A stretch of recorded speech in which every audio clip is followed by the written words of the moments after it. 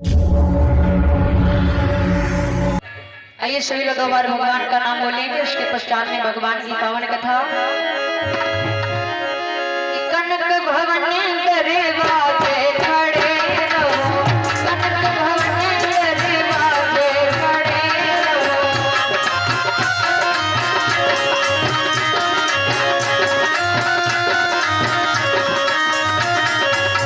कनक भवन दरवाजे खड़े रहो, कनक भवन दरवाजे खड़े रहो। ऐसे नहीं, हाथ उठाओ, सभी लोग हाथ उठाएंगे।